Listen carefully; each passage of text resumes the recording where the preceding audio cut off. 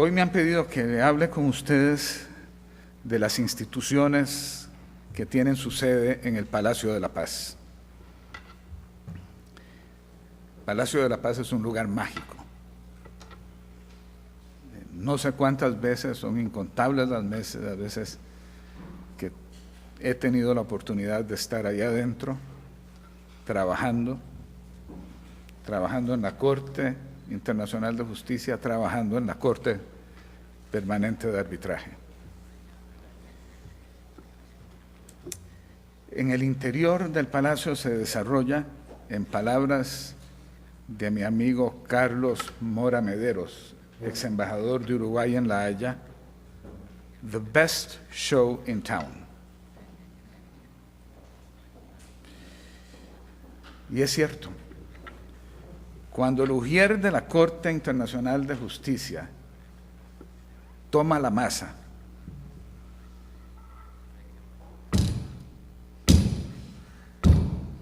y grita prácticamente la cour, se inicia una procesión que rivaliza con aquella de los cardenales cuando entran a la Capilla Sixtina para elegir un nuevo papa. La gente presente se calla, ni las moscas suenan, y entran los jueces poco a poco, la mayoría muy serios, algunos como dos exdirectores del Instituto Interamericano de Derechos Humanos, entran saludando y sonriendo, y me refiero a Tom Bergenthal y Antonio Cansado. Pero antes de conversar con las instituciones que alberga el Palacio de la Paz, quisiera recordar a un viejo estudiante de Derecho de Alajuela, un señor que fue novio de una tiabuela mía. Se llamaba Nino Girado. Fue compañero de Facultad de Derecho, o Escuela de Derecho, creo que se llamaba en aquellos tiempos, en la Universidad de Santo Tomás, de un gran jurista costarricense, don Antonio Picado, el padre de Sonia Picado, que también fue directora de este instituto. En tiempos de Nino, los exámenes, sobre todo los finales, en la Facultad de Derecho, eran orales.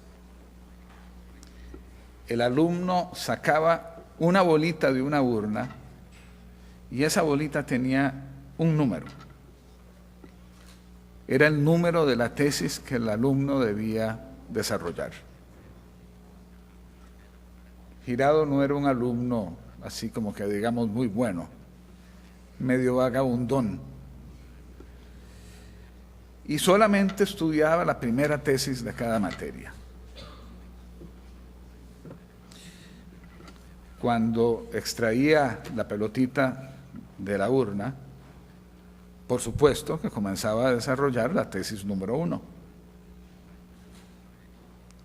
Los profesores de inmediato brincaban. Lo interpelaban y le decían que desarrollara la tesis que debía desarrollar de acuerdo con la bolita que le había tocado. Y Nino Girado respondía sin dudarlo: ahí llegaremos, si es que llegamos. Así, antes de hablar de los órganos internacionales que tienen su sede en el Palacio de la Paz, debemos hurgar en otros lugares. Ahí volveremos, si es que volvemos. No podemos tertuliar del verdadero significado de esa edificación si no nos adentramos en la tesis primera, cómo La Haya ha llegado a ser conocida como la ciudad de la paz y del derecho internacionales. Para ello, les pido que nos transportemos en este momento de los años 20 o 30 del siglo pasado a la actualidad, a hoy, al 28 de agosto de 2013, pero también nos vamos a transportar en el espacio. y vamos a ir a La Haya. Imaginémonos que estamos en la plazoleta frente al Palacio de la Paz. Es más, si ven esa foto, aquí estamos. También debemos imaginarnos que más o menos por aquí hay una gran verja de hierro forjado. Estamos frente al portón. Cuando nos abran el portón deberemos caminar unos 100 metros, que es lo que nos separa del imponente edificio.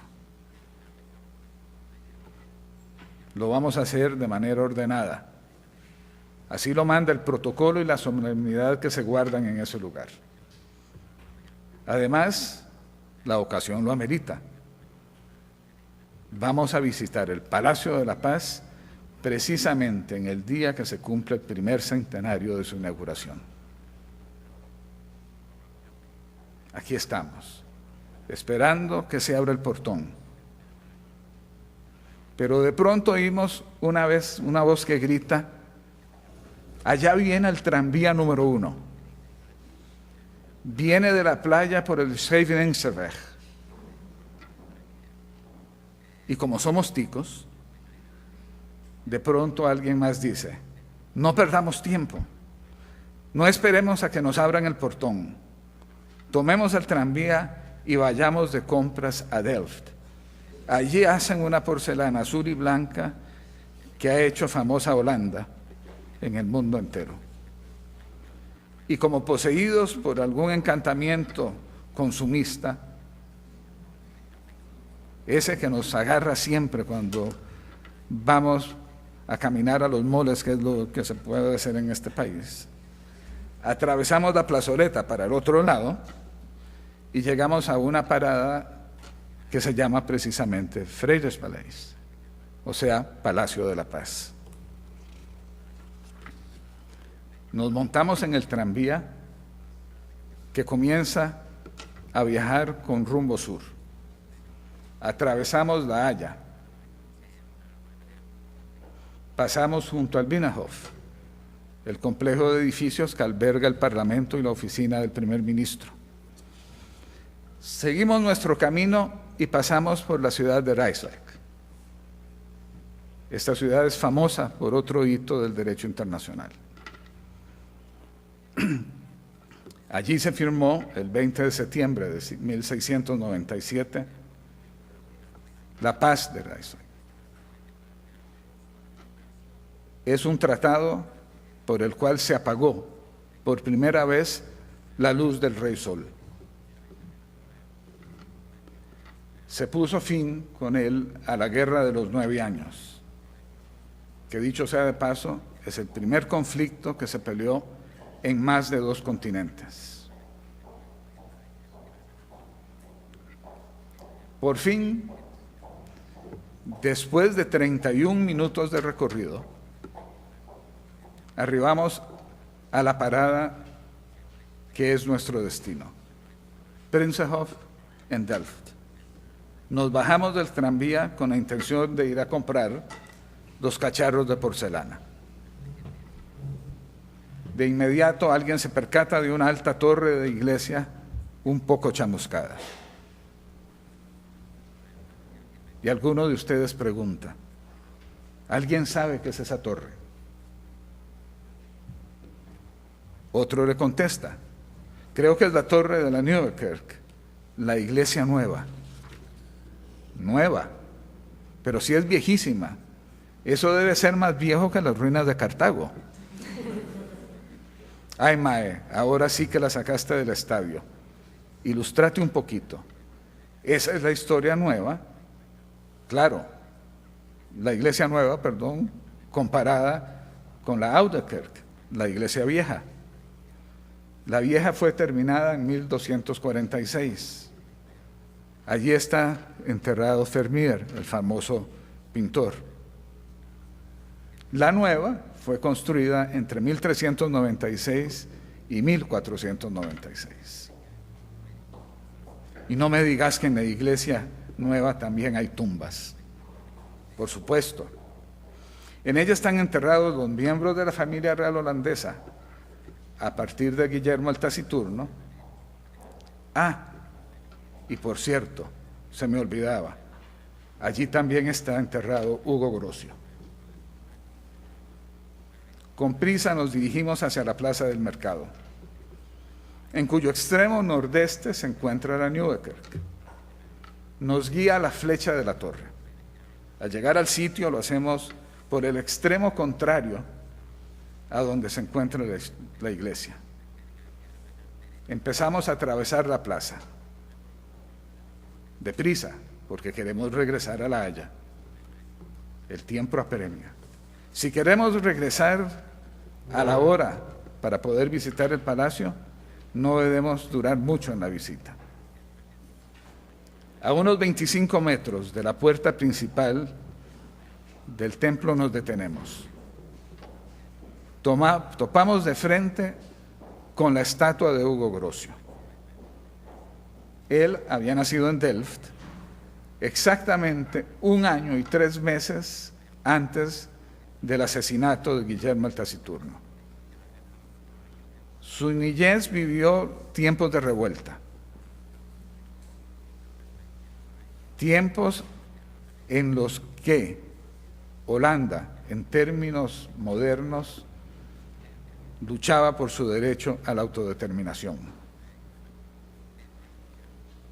Y Holanda es, dicho sea de paso, un poco así como la hermana mayor de los países latinoamericanos.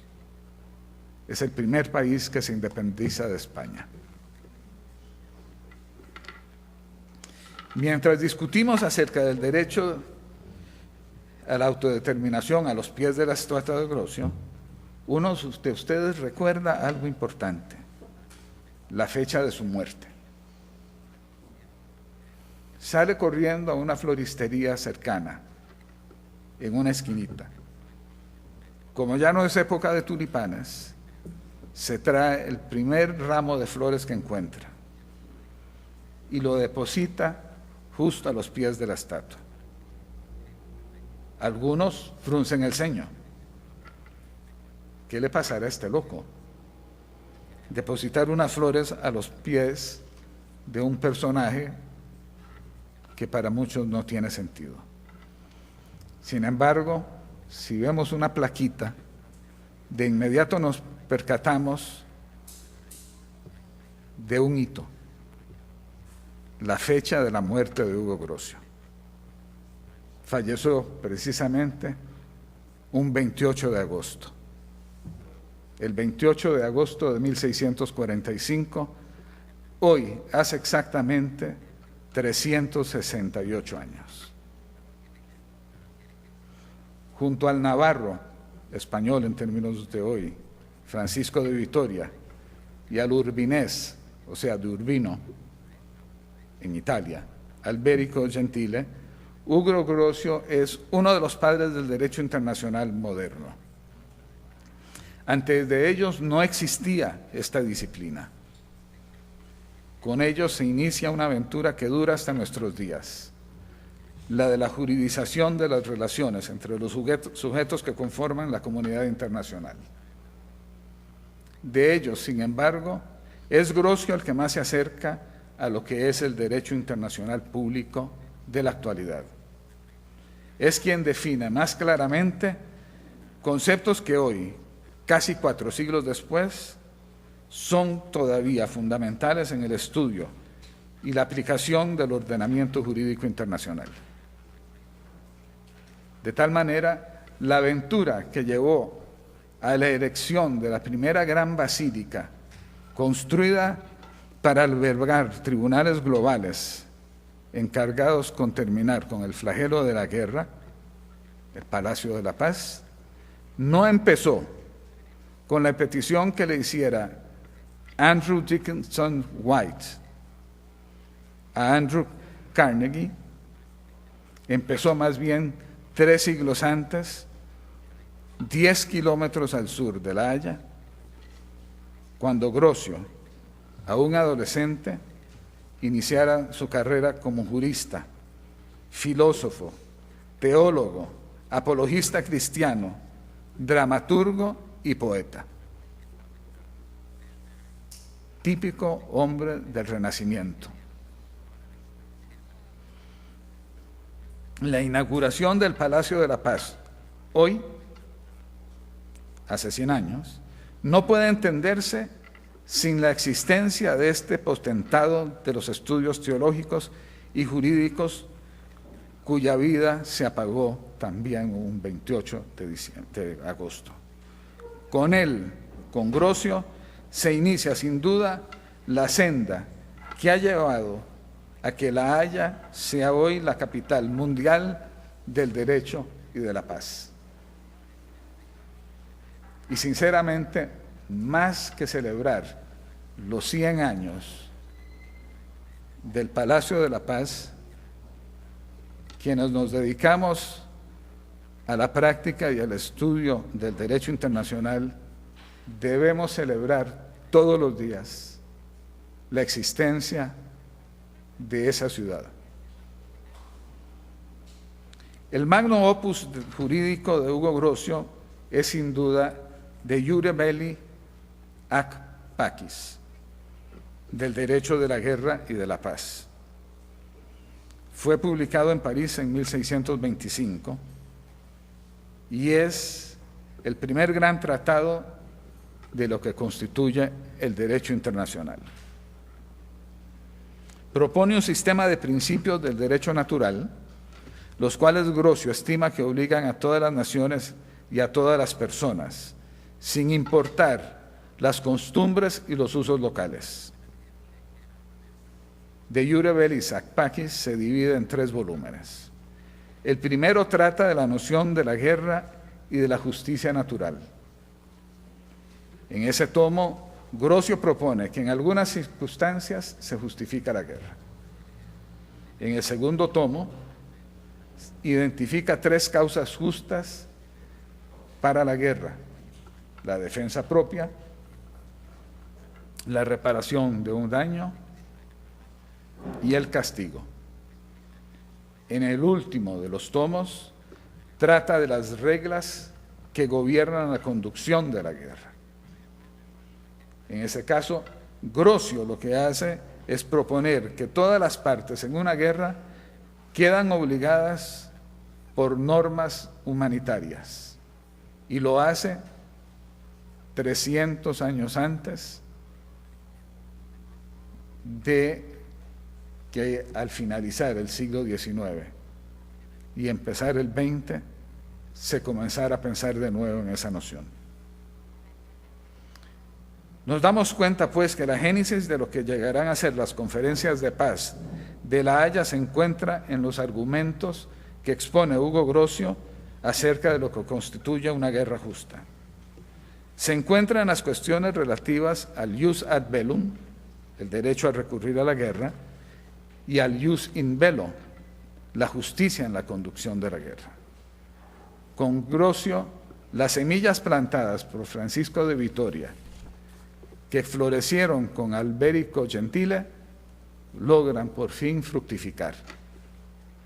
Con él nace el derecho internacional moderno. Decidimos ahora regresar a La Haya. Por supuesto, no compramos las porcelanas, ni entramos a ver las tumbas de la familia real. Para eso habrá tiempo después. Ahora debemos apresurarnos a regresar al Palacio de la Paz. Cuando estamos a punto de partir, escuchamos a unas gentes hablar de derecho internacional en español. Como nosotros, están al pie de la estatua de Grosio. Habían venido expresamente a rendir homenaje al jurista en el aniversario de su deceso. Entre ellas hay una hondureña, recién graduada de la maestría de Derecho Internacional de la Universidad de Utrecht. Se presenta: soy Andrea Nuila, hondureña, de Tegucigalpa. La mayoría de ustedes son ticos, ¿verdad?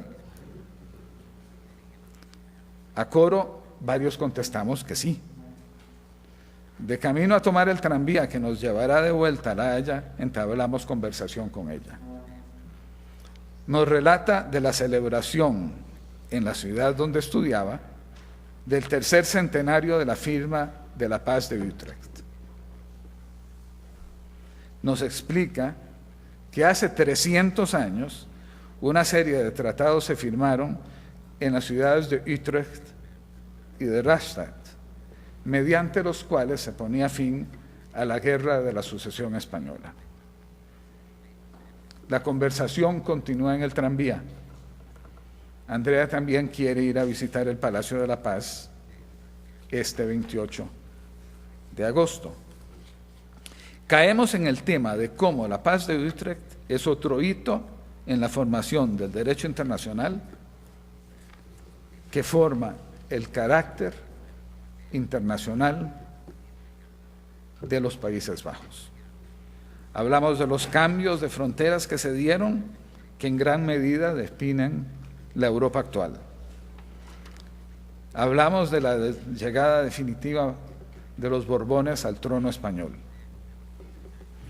No podemos dejar de discutir acerca de un tema que está en el calderero actualmente y que es consecuencia precisamente del tratado que firmaran España y el Reino Unido en Utrecht en agosto de 1713. Es este tratado en el que se cede Gibraltar.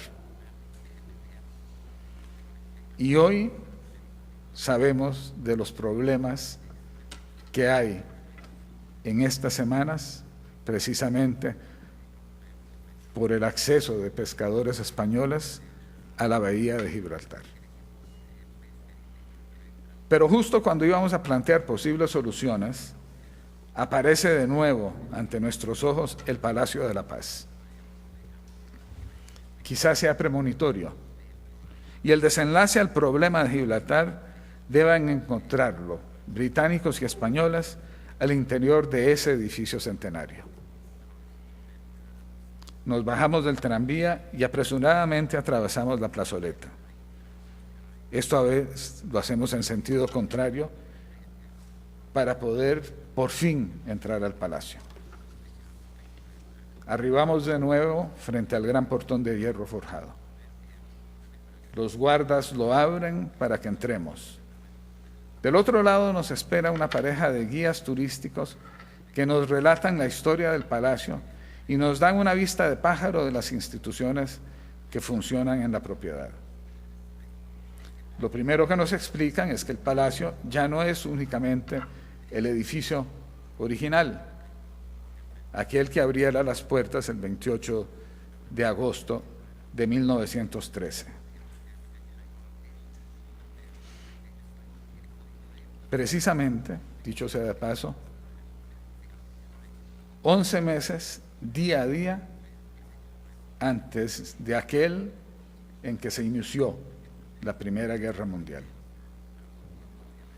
Actualmente es más bien un complejo de edificios que albergan también las oficinas de los jueces de la Corte y el más nuevo, que es la sede de la Academia de Derecho Internacional de La Haya. El guía nos habla de las instituciones que han funcionado en el Palacio de la Paz desde el principio. El Palacio de la Paz, nos dice, ha sido ocupado en diferentes momentos por distintas organizaciones. El ocupante original, para el que el Palacio de la Paz fue construido, es la Corte Permanente de Arbitraje. Desde 1913 y hasta el presente, sus oficinas se encuentran en el Palacio de la Paz. Desde ese mismo año funciona también la Biblioteca de Derecho Internacional del Palacio de la Paz. Es un lugar también mágico, increíble. La biblioteca fue una idea original, ese sí, de Andrew Carnegie, y rápidamente creció para llegar a concentrar la mejor colección de obras de derecho internacional del mundo. 10 años después, se trasladó al Palacio la Academia de Derecho Internacional de La Haya. Había sido fundada en 1914 con el apoyo del jurista holandés Tobias Asser. Unos años antes, en 1911, Asser y el austríaco Alfred Hermann Fried recibieron el Premio Nobel de la Paz por ser los inspiradores de la Corte Permanente de Arbitraje. Los fondos para la academia provenían, por supuesto, de Andrew Carnegie a través de otra institución que funda y que funciona en el Palacio, que es la Fundación Carnegie para la Paz Internacional. Esta había sido establecida en 1910 y desde la inauguración del Palacio se trasladó a él. Toma la palabra la otra guía y nos habla de las adiciones que ha habido en los inquilinos del Palacio. En 1922 se unió a ellos el Tribunal Permanente de Justicia Internacional, que es el precursor de la Corte Internacional de Justicia y que fue creado por la Sociedad de las Naciones. Sus labores, por supuesto, se interrumpieron con la Segunda Guerra Mundial. El tribunal desaparece con la creación de las Naciones Unidas y, por ende, como órgano de la Carta, de la Corte Internacional de Justicia, que empieza a trabajar apenas un año después de la finalización de la guerra, en 1946, en el Palacio. Y hay una nueva incorporación,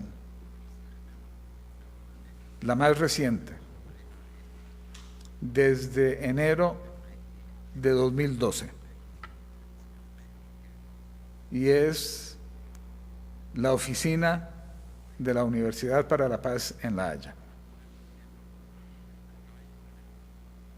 Como ya se nos hace tarde y nos interesa el tema de los tribunales como medios para la resolución de las controversias,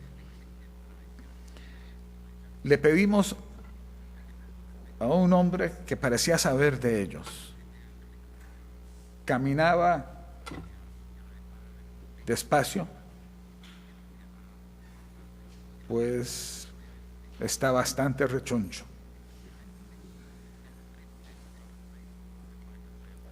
Es nada menos que el director de la Fundación Carnegie. Es un hombre al que le gusta hablar y al que le gusta explicar. Todo lo que tenga que ver con los órganos que están ahí. Y el señor Hoogstraten llega y se sienta con nosotros. Y nos habla en primer lugar de la Corte Permanente de Arbitraje. Nos dice que es un organismo internacional cuya finalidad consiste en la resolución de controversias internacionales mediante el arbitraje. Se busca facilitar a los actores de la escena internacional dándoles un mecanismo eficaz de resolución pacífica de diferendos. La Corte Permanente de Arbitraje, que muchas veces pasamos por alto, tiene la gran ventaja de ser un tribunal abierto. Administra la resolución de controversias que surjan de tratados internacionales y de otros convenios de arbitraje. Los casos que ventila son de los más diversos asuntos. Incluyen controversias sobre fronteras, tanto territoriales como marítimas, cuestiones relativas a inversión extranjera, cuestiones relativas a comercio internacional. Los arbitrajes de la Corte Permanente de Arbitraje se llevan a cabo principalmente por el procedimiento arbitral de la Comisión de Naciones Unidas para el Derecho Mercantil Internacional. Ahora bien, debemos tener en cuenta que la Corte Permanente de Arbitraje es el producto de la primera Conferencia de Paz de La Haya. Es la institución más antigua dedicada a la resolución de controversias internacionales. En la segunda Conferencia de Paz, llevada a cabo en 1907, se adoptó un segundo tratado. El nuevo tratado revisó e intentó perfeccionar la Convención de 1899. Sin embargo, durante mucho tiempo, la Corte Permanente de Arbitraje fue presa del letargo.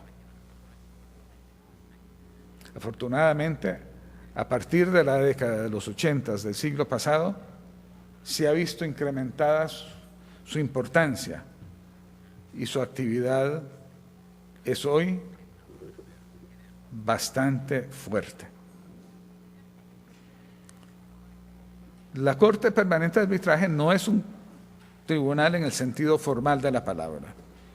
Es más bien una estructura diseñada para operaciones de arbitrajes, conciliaciones y comisiones de investigación. Al contrario de la Corte Internacional de Justicia, con quien comparte edificio, la Corte Permanente de Arbitraje no resuelve únicamente controversias entre estados. También provee servicios para la resolución de controversias entre entidades estatales, organismos internacionales e incluso partes privadas. Podemos decir que la Corte Permanente de Arbitraje se sitúa en la intersección entre el derecho internacional público y el derecho internacional privado. La otra Corte, la Corte Internacional de Justicia, a la que conocemos bastante mejor. Después de todo, hemos tenido 3 juicios en menos de una década. Es el principal órgano jurídico de las Naciones Unidas. Está llamada a resolver disputas entre estados y a emitir dictámenes y opiniones consultivas que le sometan los estados, la Asamblea General de las Naciones Unidas y el Consejo de Seguridad.